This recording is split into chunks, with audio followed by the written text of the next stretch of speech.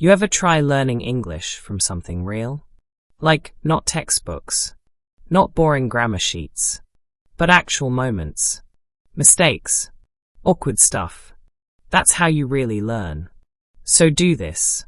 Like the video, hit subscribe, and just listen to this wild travel story. You're gonna laugh, cringe, and, without trying, you're gonna learn a lot of English too. The morning sky above the Polish town of Oświęcim was grey. Not cloudy exactly, just heavy, like it had something important to say. There was no music in the air, no crowds cheering, just silence and wind and the sound of feet on stone. The traveller stepped off the bus with a quiet kind of nervousness. He wasn't exactly sure how to feel.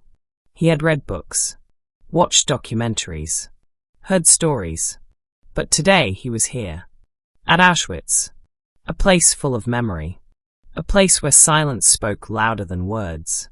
He wasn't here for fun. He wasn't here to take selfies. He was here to remember. He looked around and saw other visitors gathering. Most were in small groups, whispering to each other. Some had tour guides already speaking in soft voices, pointing at the gate, at the barbed wire, at the empty guard towers. He was supposed to meet a guide too, a local woman named Carolina. He had booked the tour online weeks ago.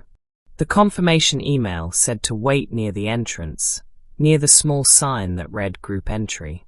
So he waited. He checked his phone. No signal. He adjusted his backpack. He looked around. Then he saw her, a woman standing near the gate, holding a small book, dressed in a black coat. Quiet, calm, watching the group form. She looked official. She looked like she belonged there. And he, tired from travel, anxious from emotion, assumed. He walked toward her, gave a polite nod. She didn't speak. He didn't either. But when she started walking forward, he followed. The group behind her was quiet. 10 or 12 people.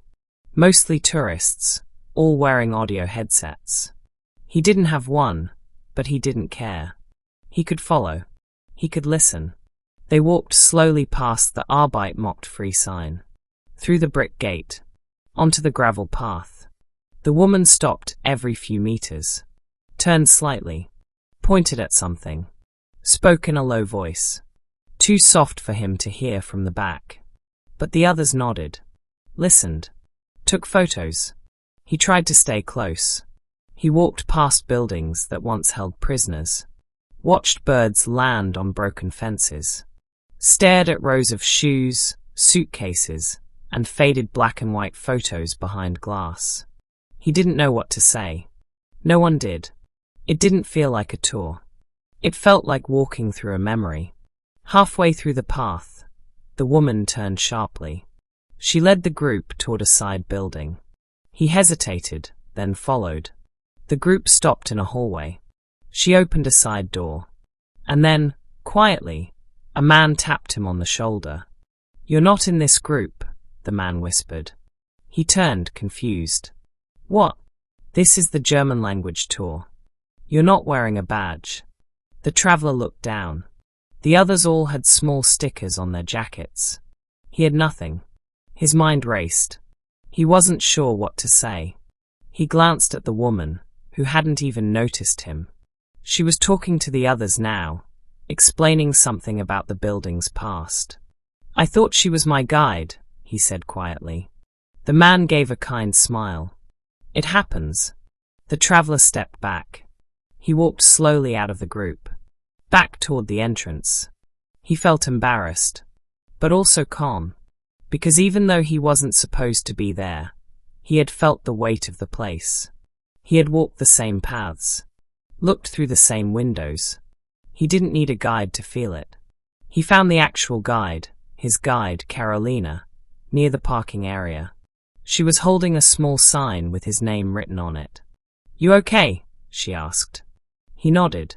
"You look like you've already seen something." "I did," he said.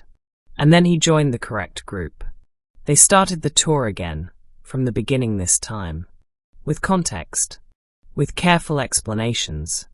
with moments to stop and think and breathe. But he already carried something with him. Not just knowledge, not just history, but that strange feeling when you follow someone because they seem to know where they're going, and you end up learning something unexpected. So, you still thinking about that moment? Because that story wasn't just about a mistake. It was about quiet, awareness, and noticing where you are. And that's how you learn English too. Without realizing it, you just read a full story in the past tense, picked up useful verbs, time transitions, and even cultural sensitivity. If that hit home, like the video, subscribe, and tell us in the comments.